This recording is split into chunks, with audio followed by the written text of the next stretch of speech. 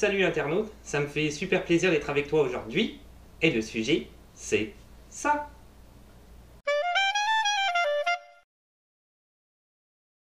Bill and Ted, Face the Music. Ça c'est... j'aime bien mon accent anglais, irréprochable. Bill and Ted Face the Music, ou Bill and Ted partie 3, en fait, c'est le troisième opus. Il y avait eu deux autres films précédemment, que tu connais peut-être, qui font peut-être partie de ta filmographie. Bill and Ted's Excellent Adventure en 1989, et Bill and Ted's Bogus Journey en 1991. Donc c'est des films avec, c'est quand même il y a longtemps, hein, 89-91, c'est des films avec Alex, les deux personnages principaux sont Alex Winter et Keanu Reeves. Et évidemment, bon, tu le sais peut-être un peu, c'est la folie Keanu Reeves sur les réseaux sociaux depuis quelques temps, c'est le gars qui est le plus aimé par les fans. C'est un gars qui, d'après moi, sûrement a très très bon fond, il est assez humble, il est très gentil, il est toujours disponible, il n'y a que des bons commentaires à son sujet, ce qui est très très rare. Au niveau des acteurs de Hollywood qui sont pas mal pour la plupart des horreurs quand ils sont pas et ce que je te dis c'est vrai, je veux dire il y a quand même des anecdotes qui sont assez horribles à leur sujet, c'est pas des super bons d'êtres humains quoi, et en tout cas bref, je ne vais pas m'attarder sur les acteurs de Hollywood, mais il y a quelques exceptions et a priori Keanu Reeves en fait partie. Donc Keanu Reeves avait commencé sa carrière un petit peu à cette époque-là, si tu te souviens bien, Point Break en 91, il y avait eu aussi Speed, qui était un film quand même assez important, voire même majeur dans sa carrière, c'était Yann Debon, je pense, qui avait fait ça. Et donc il y avait eu ces deux films-là, qui met en scène un peu des ados, un petit peu à la Dumb and Dumber, un peu débile, mais assez cool. Il y en a un des deux où il voyage dans le temps pour essayer de faire donc un exposé d'histoire, et puis le deuxième, je pense qu'il y a des gars, je sais plus s'ils venaient du futur ou quoi, en tout cas qui venaient essayer des doubles, leurs doubles, qui essayaient de prendre leur place. Bref, toutes des histoires un petit peu rocambolesques. Le premier, Bill and Ted, pour continuer, vu que je parle de ces deux-là, avait quand même bien marché. Le budget était de 10 millions et à l'international, il avait rapporté 40 millions. Et le second volet, 20 millions, et il avait rapporté 38 millions. C'est sûr que Keanu Reeves avait un petit peu arrêté, il ne faisait pas la suite des films tout de suite après, il n'a pas fait 3 immédiatement parce qu'il a été pris dans une carrière internationale quand même assez importante, comme je le disais récemment, mais comme je le disais récemment, comme j'ai dit il y a 2 minutes. Je suis en train de parler comme dans la noblesse. Bref, je pense à Dracula en 95, etc. Donc il y avait vraiment de Coppola. On voit des gros réalisateurs, des gros films. Point Break, Catherine Bigelow. Donc vraiment, le gars, il était parti dans une grosse carrière. Donc il avait laissé un petit peu Bill and Ted de côté.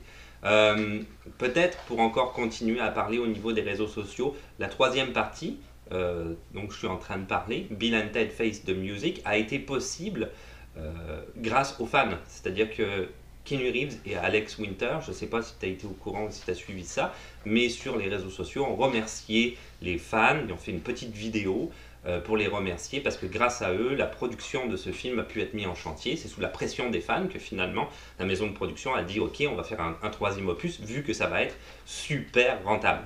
Plein de monde veut le voir, donc ils ont fait leurs calculs et ils ont vu que ouais ok, ça vaut la peine financièrement. Le tournage vient de commencer. Petite anecdote par rapport aussi à ce film-là, c'est que Keanu Reeves a rasé sa barbe. Alors je sais pas si tu l'as vu, mais ça vaut peut-être la peine que tu ailles voir sur les réseaux sociaux des photos de Keanu Reeves sans la barbe. Peut-être je vais le mettre au montage, je vais sûrement le mettre au montage, donc t'as pas à aller le voir. Je suis en train de penser à ce que je vais faire dans le montage, donc t'auras peut-être pas à le voir, mais c'est assez spécial. On le connaît dans John Wick et tout, mais avec la barbe quoi. Ça fait longtemps qu'il y a la barbe et les cheveux longs, ça va bien, je veux dire depuis Matrix peut-être. Après ça, il s'est fait pousser une barbe et je pense que c'était pas mal, mais là, sans la barbe, ça fait un peu bizarre, on n'avait plus l'habitude. Il est un peu grossi aussi, donc... le réalisateur de ce film-là, c'est Dean Pariso. Les créateurs sont Chris Matheson et Ed Solomon, à savoir que ce sont les créateurs des 2 premiers films. Donc, on a vraiment une suite. Les acteurs principaux, Keanu Reeves, Alex Winter, je viens de le dire, William Sadler qui va reprendre le rôle de la mort, que j'aime beaucoup, c'était le méchant notamment dans Die Hard 2, on le voit souvent dans les films, mais il y a très peu de crédit, je te dirais, par rapport à quand même sa capacité d'acteur. C'est un acteur que j'aime vraiment beaucoup, je trouve qu'il joue très bien. Samara Weaving, donc tu le vois dans son nom tout de suite, c'est quelqu'un qui n'a pas l'air inconnu, eh non, c'est la nièce de Hugo Weaving, encore une fois, le gars, le méchant, l'agent Smith dans Matrix ou l'autre, j'ai oublié son nom, dans la trilogie du Seigneur des Anneaux notamment, ou aussi il jouait dans Priscilla, folle du désert, pour citer que quelques films dans lesquels il jouait. Et Bridget Lindy Payne, qui, ces deux filles-là, Samara Weaving et Bridget Lindy Payne, vont jouer les filles respectives de Bill and Ted. Alors, qu'est-ce qu'il en est du scénario? En fait, Bill and Ted, on leur avait dit dans les films précédents que c'était des gars qui allaient sauver l'univers. Donc ils sont persuadés qu'ils vont sauver l'univers. Et même si c'est rendu des papas comme d'un certain âge, ils ont décidé qu'ils allaient réaliser leur plus grande chanson de tous les temps à ce moment-là, afin d'accomplir en fait leur destinée. Donc c'est un petit peu ça, c'était carrément ça en fait, le logline du film. Donc la date de sortie, on va rebondir là-dessus, du film est prévue pour le 21 août 2020. Donc ça va être un blockbuster de l'été, fin d'été 2020, l'année prochaine. Et puis voilà, pour une dernière petite anecdote, la MGM détient les droits absolus de ces deux films-là et ça sortira sous la bannière de Orion. À savoir que Bill and Ted Face the Music a été un film qui, comme je le disais tout à l'heure, a mis du temps à sortir, même si c'était voulu par pas mal de monde et surtout les fans. Finalement, ça va être fait longtemps après. Alors je soulignerai peut-être les Goonies 2 dans le même sens. Les Goonies 2, ça fait très très longtemps qu'on en parle, ça fait très longtemps qu'on veut faire une suite et ça ne se fait pas, donc j'espère qu'à un moment donné, ça va se faire. Les Goonies 2. The Craft. Alors The Craft, qui donc ne serait pas nécessairement une suite, enfin en tout cas la maison de production avait dit ça va pas être une suite, ça va être un remake, non finalement ça va pas être un remake, ça va être une suite, non finalement ça va être une suite, ce sera pas un remake, ça va être un remake, bon bref, tu l'as compris, ils ont dit ceci, ils ont dit cela, je pense qu'ils savent même pas ce qu'ils disent à l'heure actuelle, ils en savent plus rien. Donc est-ce que ça va être une suite ou un remake? À voir. Donc, dernière nouvelle, ça serait une suite qui connecterait avec le premier The Craft de 1996, quelque chose comme 20 ans plus tard. C'est sûr que c'est un peu plus que 20 ans, mais il faut te dire que le scénario avait commencé a été fini d'être écrit en 2015. On est rendu en 2019 et il a été retouché. D'où le problème de c'est une suite, ce n'est pas une suite. Mais dernièrement, c'est ça qu'ils ont dit. Le film est à l'heure actuelle en pré-production, ça veut dire qu'il est en tournage, hein, exactement comme Bill and Ted, la même chose. Ils ont commencé le tournage. La réalisatrice va être Zoe Lister-Jones, qui est une fille qui vraiment essaye par tous les moyens de percer à Hollywood, sans être péjoratif, hein, sûrement. Elle fait beaucoup d'efforts. Donc notamment, elle est actrice, réalisatrice, scénariste, productrice, tu l'auras compris, elle fait un petit peu tout. Et elle avait été connue par le biais d'un film qui s'appelait Band Aid en 2017, qu'elle avait réalisé, scénarisé et dont elle tenait le premier rôle. Donc ce scénario-là de The Craft va être basé sur un scénario de Leigh Janiak qu'il avait en fait écrit en 2015 et elle, celle que je viens de citer, Zoe Lister-Jones, reprend ce scénario et l'a réécrit avant le tournage, d'où la complexité pour les gens à l'extérieur du tournage de savoir si c'est un remake ou une suite, puisque au départ, ça devait être, je pense, une suite, et maintenant, on ne sait plus trop. Le scénario étant retouché. Il y a une seule actrice pour le moment qui est confirmée, qui s'appelle Kaylee Spawney, j'espère que je prononce bien son nom. Elle jouait notamment Lynn Vincent à l'âge de 17 ans dans le film The Vice. Si tu l'as vu, ça te donnera peut-être quelque chose. Que ce soit un remake ou une... en fait, non, si c'est une suite, si c'est un remake, ça va être différent, mais si c'est une suite, ils ont déjà dit que, et a priori ça va l'être, en tout cas on ne sait pas, c'est un gros cafouillage, j'arrête pas de le répéter, ils vont en fait raccorder les héroïnes passées de 96 aux héroïnes présentes. Donc il va y avoir une sorte de raccord entre les deux. Le film original de 1996, on va peut-être en parler, une petite parenthèse, de Andrew Fleming, il y avait quand même des gens très intéressants, et c'était des gens très importants, très intéressants. Oui, ils sont sûrement intéressants. Très importants au niveau du cinéma. Donc Robin Tunney, Fairuza Balk, J'ai du mal avec les noms aujourd'hui, c'est fou. Neve Campbell, elle, j'ai pas de problème, la fille de Scream. Et Rachel True. Le budget avait été 15 millions et les revenus internationaux à 30 millions. C'est un film qui avait vraiment beaucoup marché. C'est un film qui, à l'heure actuelle, est considéré comme du girl power par les féministes. Donc il y a beaucoup dans le milieu des féministes, c'est un petit peu un film phare, je te dirais. La maison de production qui est en arrière de ça s'appelle la maison Blumhouse. Production, que tu connais sûrement, en tout cas c'est sûr, tu as dû voir son logo parmi les 3000 maisons de production qu'il y a avant chaque film, parce que ça prend toujours 3000 maisons de production pour faire un film, vu le coût des films, et en plus des maisons de distribution. Donc je t'en cite quelques-uns pour la Blumhouse, il y a Glass, Get Out, le nouveau Halloween, Black Klansman de Spike Lee, Split, Happy Day to You, ainsi que le premier Happy Day, Whiplash, The Purge, etc., etc., etc. Donc on voit que c'est pas une petite maison de production quand même, qui est en arrière du nouveau The Craft, qu'on va attendre avec impatience, et qu'on sait qu'il va être fait, puisqu'il est en tournage en ce moment. Yes. Spawn de Todd McFarlane. Alors là, on tombe vraiment dans du gros problème. Parce que ça fait longtemps que c'est en chantier depuis... Confirmation des acteurs, je te dirais, c'était en 2018, quelque chose comme fin 2017, on est rendu en 2019, il n'y a pas grand chose qui s'est passé, mais je vais rentrer dans le détail tout de suite.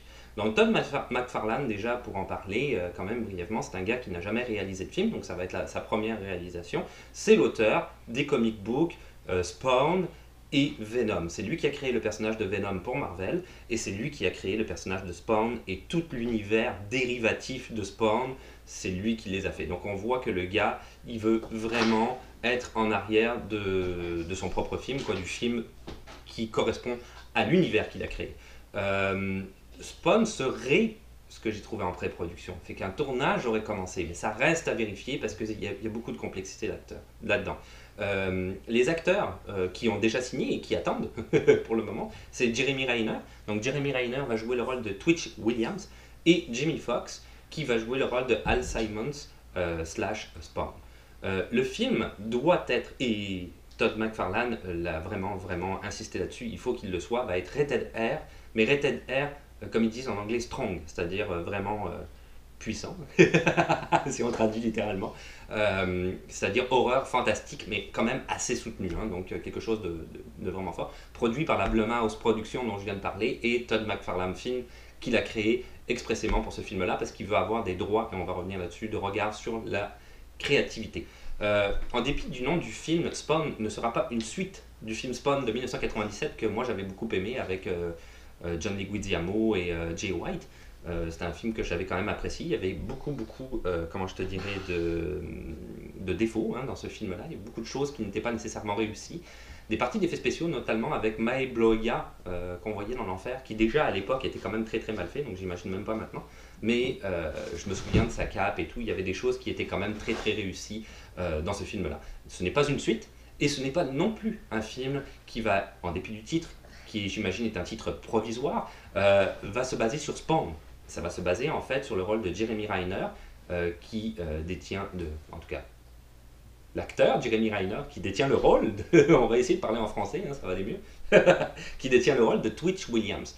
Alors qui est Twitch Williams? En fait, tu as Twitch Williams et Sam Burke, ce sont deux policiers qui évoluent dans un petit peu l'univers fantastique, fantasmagorique de Spawn, et qui essayent voilà, de faire des enquêtes là-dedans, un petit peu, bon, c'est très sombre, c'est très dark, tu l'auras compris. Donc c'est une BD aussi dérivatif de Spawn, qui avait, je pense que dérivatif, j'ai dit plusieurs fois, hein, j'aime ça dire ce mot, je sais pas, j'ai dû le trouver dans mon vocabulaire et je le trouve intense. Je sais même pas si ça existe. C'est un petit peu comme dans, j'ai regardé, c'est une parenthèse, mais dans Top Chef, ils inventent des mots comme la jutosité. Ça me fait toujours rire. Ça. Bref, donc c'est ça, Sam and Twitch, c'était un comic book qui avait été fait par Todd McFarlane, donc ça va être plus basé sur le personnage qui va être campé par Jeremy Renner, mais il va quand même y avoir Spawn joué par Jamie Foxx. Il n'y a pas de date de sortie pour le moment, et on va rentrer un petit peu dans le nœud du problème. Là, ça traîne beaucoup. Pourquoi? Parce que Todd McFarlane a vraiment une idée spécifique du script qui veut qu'il soit écrit et réalisé de cette manière-là. Mais des maisons de production en arrière, j'avais noté, je pense, c'était Sony, Universal et Paramount, puisque ça prend, comme je t'ai dit, plusieurs maisons de production pour faire des films qui sont à très gros budget. Blumhouse est aussi dedans, mais Blumhouse, eux, se sont mis à part et ils appuient Todd McFarlane. Les 3 autres maisons de production, Universal va distribuer, les 2 autres sont en arrière au niveau de la production. Là, ça bloque pas mal au niveau du scénario, ils veulent des changements dans le scénario, ils veulent que ce soit fait un petit peu différemment. Il y en a certains, je ne sais pas laquelle des deux de ces maisons dont je viens de citer, ne veut pas que ce soit rated R, veut que ce soit plus accessible à un public plus large. Donc, Todd McFarlane, lui, tient absolument à son rated R et son strong rated R. Donc on voit que ça traîne et ça traîne et ça traîne. A priori, Todd McFarlane serait arrivé à une sorte de compromis récemment et le tournage aurait commencé, mais ce ne sont que des rumeurs, donc je ne peux pas t'affirmer à 100% que c'est la réalité, mais je te parlerai quand même des rumeurs parce qu'on parle de cinéma et c'est super fun d'avoir des rumeurs de temps en temps parce qu'on se dit ah peut-être que c'est vrai. mais c'est ça, je peux pas te le confirmer. Le reste des infos que je te donne, c'est des vraies infos, ça je peux pas te le confirmer. Donc peut-être que le tournage aurait commencé, on ne le sait pas, on n'a pas de date de sortie évidemment pour le moment parce que c'est tout un petit peu, comme tu le vois, une sorte d'imbroglio infernal. Donc on verra ça, on va essayer d'en entendre parler un peu plus. J'espère que ça va se faire parce que j'ai vraiment aimé le Spawn de 97, c'est un univers, j'avais même lu des BD après et je suis pas un fan de comic book, honnêtement. Parce qu'il faut tout le temps suivre et des fois t'en oublies des comic books, tu sais plus où t'en es. Mais j'avais vraiment aimé l'univers de Spawn, j'avais lu un petit peu des comic books, j'avais trouvé ça cool. Comme The Crow, j'avais lu des comic books aussi quand c'était sorti en 94 parce que j'avais aimé ce film là aussi. Donc c'est des univers qui sont très sombres avec des sortes de... pas des sortes, des sortes de méchants en fait qui deviennent des anti-héros. C'est pour ça que peut-être que j'ai aimé Venom aussi récemment, j'avais aimé ce film là aussi. Donc bref, j'espère que ça va se faire parce que je trouve que l'univers est un univers très étendu, très maléfique, très sombre, très dark. J'aime ça. Mais c'est mes goûts personnels. Donc on verra, on attend. J'espère que les égos vont être mis de côté. Je vais arrêter de parler. Akira de Taika Waititi. Donc Akira, qui pour moi est une grande attente au niveau de ce film-là. Akira, qui est basé naturellement sur un manga. Moi, j'avais vu à l'époque, en 1988, l'anime qui était sorti. Et comme je l'ai dit tout à l'heure, je ne suis pas un fan des comic books, je ne suis pas ce genre de gars-là, mais il y en a, mais moi, ça me... En tout cas, je ne suis pas là-dedans. et bref, c'est ça, je ne regarde pas nécessairement ni de dessin animé japonais, ni de manga, ni ce genre de choses-là, mais en 1988, j'avais vu ce film-là, et j'avais vraiment apprécié. Il y avait une ambiance, il y avait une musique, il y avait un style de dessin qui était ultra particulier au monde d'Akira. Et donc j'ai vraiment hâte à voir ce film-là qui va sortir. Notamment aussi parce que c'est Taika Waititi qui va réaliser et a priori aussi scénarise, pas a priori en fait c'est sûr, il scénarise, c'est même déjà fait, il scénarise le film avec Michael Golanko. Ils sont 2 au scénario, c'est lui qui va le réaliser.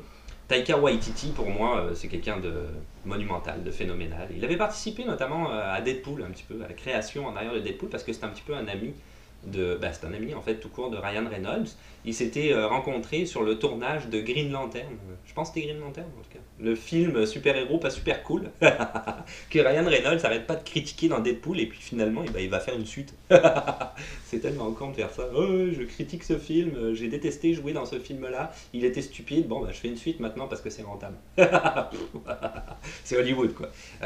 Bref, donc ça va être l'adaptation Akira du manga en 6 volumes et non de l'animé au complet, ce qui au départ devait être le cas et ce qui ne va pas l'être parce que en fait il y a eu beaucoup de problèmes au niveau de ce film-là. Il avait été bloqué par Warner Bros, qui détient les droits en arrière, depuis 2010-2011 dans ces eaux-là, pour problème de budget, parce que les gens qui étaient embauchés pour réaliser ce film-là, il y en a eu plusieurs, des réalisateurs connus, je me souviens plus des noms, très honnêtement, les budgets toujours excédaient ce que la Warner Bros décidait de pouvoir mettre comme argent pour faire le film.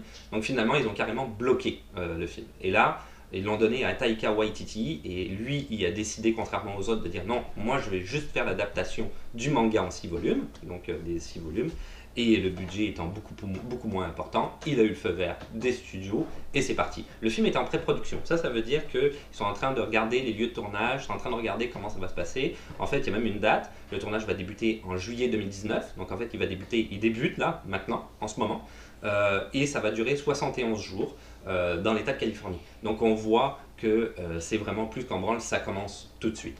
La sortie est prévue pour le 21 mai 2021. Donc ça pourrait paraître loin, hein, il y a comme presque 1 an et demi hein, quand même entre les deux, mais peut-être même un peu plus que ça, là, presque 2 ans je te dirais. Mais en fait, il y a tellement de CGI et de post-prod en arrière que ça va leur prendre énormément de temps. Le tournage étant quasiment le plus court, le reste étant beaucoup plus long. Taika Waititi, pourquoi j'aime bien ce gars-là? D'abord parce que c'est un des créateurs avec Jermaine Clement de What We Do in the Shadows en 2014, qui pour moi est une perle. Si tu l'as pas vu, il faut que tu ailles le voir. C'est un monument, c'est tellement drôle, c'est tellement bien écrit. Là, tu vas voir tout l'humour de Taika Waititi et Jermaine Clement en arrière, qui notamment aussi, Jermaine Clement est un des personnages phares de Légion, la série télé basée sur les X-Men, que j'aime pas mal. J'ai pas encore vu la saison 3, mais je vais sûrement la regarder. C'est très cinéma d'auteur, mais bref, parenthèse fermée. What We Do in the Shadow, c'est un film néo-zélandais basé sur des vampires excessivement bon. Donc si tu veux aller le voir, pour ma part, moi c'est ce que je pense, qu'il y a un humour en arrière, une manière de traiter les choses, comment c'est filmé qui est vraiment exceptionnel. Bien sûr, je te recommande de le regarder en VO parce que c'est ça, toujours meilleur en VO. Il a été aussi le réalisateur de Thor Ragnarok en 2017, qui pour moi est un des meilleurs films dans le Marvel Cinematic Universe. Il y a beaucoup de choses qui sont drôles là-dedans, il y a une comédie en arrière-plan, quelque chose qui a été repris après dans Avengers Infinity War, mais c'était Taika Waititi qui l'avait créé à la base et pas les frères Russo. Donc on voit, c'est lui qui a lancé un petit peu cette idée. On est sorti des Avengers de 2012 où c'était comme très sérieux, pour moi c'était un petit peu insipide, notamment aussi avec une trame très très très cliché. Et là dans Thor Ragnarok, t'étais dedans parce que c'est drôle en même temps, donc tu sais pas ce qui va se passer, il y a énormément de rebondissements dus à la comédie. Taika Waititi, pour moi, c'est vraiment quelqu'un de vraiment cool. Taika Waititi va aussi réaliser un épisode de The Mandalorian, qui est une série télé qui va sortir sur Disney+. Disney+, est une sorte de chaîne à la Netflix, en fait, c'est carrément ça. C'est un concurrent de Netflix qui a décidé d'être créé en novembre pour la modique somme de 6,99$, à savoir que je parle en dollars canadiens, mais nous on paye 9$ et quelques, une petite augmentation de Netflix, et là eux ils décident d'aller plus bas pour essayer de détruire le marché absolu, hein, parce qu'il n'y a pas que Netflix, il y a aussi Amazon Prime, il y a aussi Hulu, il y en a d'autres chaînes, mais eux ils ont décidé on va mettre le plus bas possible et on va mettre tout le contenu que Disney dont Disney a les droits, donc ça veut dire que tous les Marvel vont être dessus, tout ce qui appartient à Disney, toutes ces choses-là. Pour l'instant, tu as des Marvel sur Netflix, mais ça va changer parce que eux, ils vont récupérer ça. Donc le catalogue va être quand même assez énorme. Est-ce qu'ils vont couler Netflix grâce à leur catalogue? C'est à voir, je sais pas. Mais en même temps, ils vont faire beaucoup de productions, c'est-à-dire qu'ils copient quand même pas mal Netflix, et Netflix a des productions à elles, hein, ils font eux-mêmes des films. Donc c'est la même chose avec The Mandalorian. The Mandalorian qui va sortir donc en novembre, en même temps que Disney Plus va être créé. C'est une série télé évidemment dérivée de l'univers de Star Wars, donc avec ces espèces de bounty hunters hein, comme Jango Fett ou Boba Fett.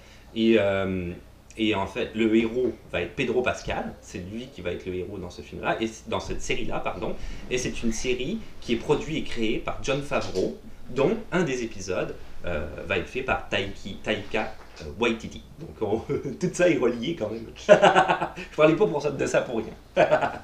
Donc on voit que voilà, tout cet univers-là risque d'être très intéressant. Jon Favreau c'est un très grand créateur, j'aime beaucoup ce qu'il fait. Hein. Il va faire quand même, c'est lui qui sort, on voit les bandes annonces partout, le Roi Lion. Le nouveau live action Roi Lion, parce que c'est la mode à Disney en ce moment, ils font que des films comme ça, entre Aladdin, Le Roi Lion ou La Petite Sirène aussi. Donc on a eu des nouvelles il n'y a pas longtemps, il y a une actrice qui va jouer là-dedans. Bref, je m'emporte.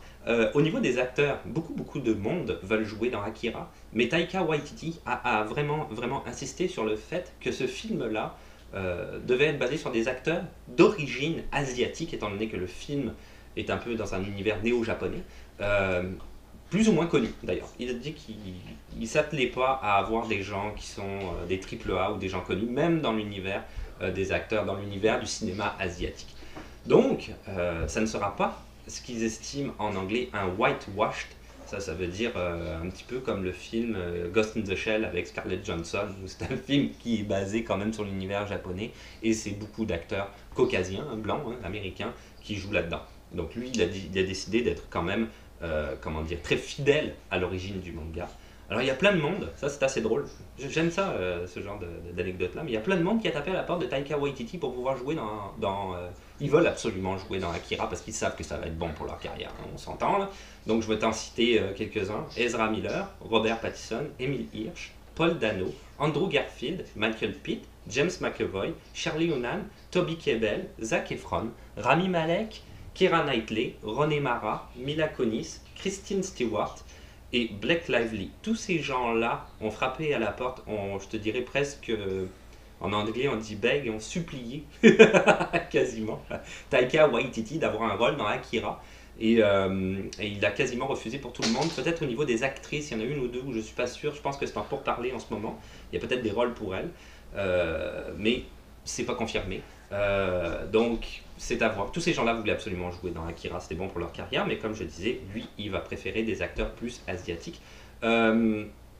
Il a essayé d'approcher Gary Oldman et Keanu Reeves pour jouer des rôles de personnages plus âgés, hein, pas des rôles principaux dans le film. Gary Oldman avait accepté, finalement il a refusé pour des problèmes de calendrier. Keanu Reeves, c'est pas encore dit, mais Keanu Reeves, comme je disais tout à l'heure, tout le monde l'aime, on veut le voir partout, donc s'il a un rôle dans Akira, tout le monde sera heureux. Brièvement peut-être pour en parler, je sais pas si j'ai parlé de la date de sortie, oui j'en ai parlé de la date de sortie. Bon. Brièvement pour parler encore de Taika Waititi, son nouveau film qui s'appelle Jojo Rabbit, donc j'ai fini avec Akira, je parle d'autre chose, sorti prévu le 18 octobre 2019, cette année, le film est terminé, avec Sam Rockwell, Scarlett Johansson, Stephen Marchant et Rebel Wilson. Ce film-là vaudra peut-être la peine d'être vu.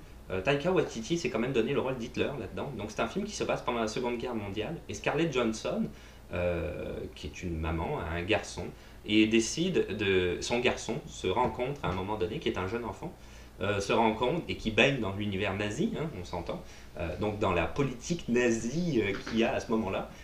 Donc il se rend compte que sa maman, en fait, a caché une jeune fille juive dans le grenier. Et lui, il s'est créé un personnage, comment je te dirais, imaginaire, un ami imaginaire, qui n'est autre que Hitler lui-même, qui le conseille dans un nationalisme exacerbé.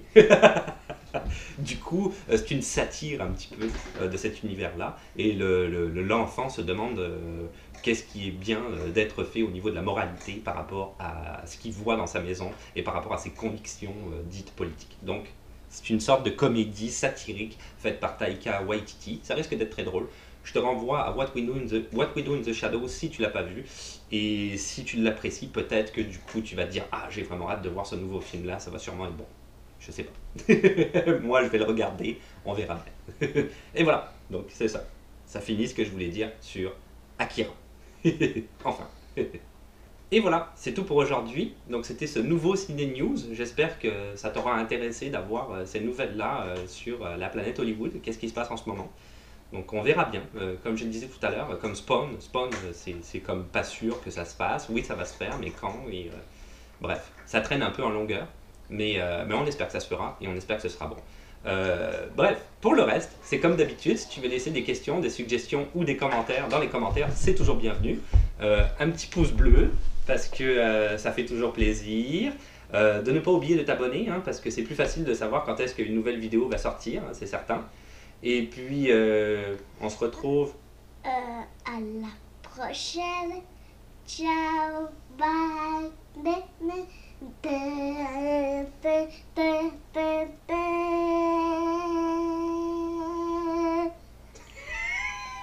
Avec un arrêt soudain. Yes!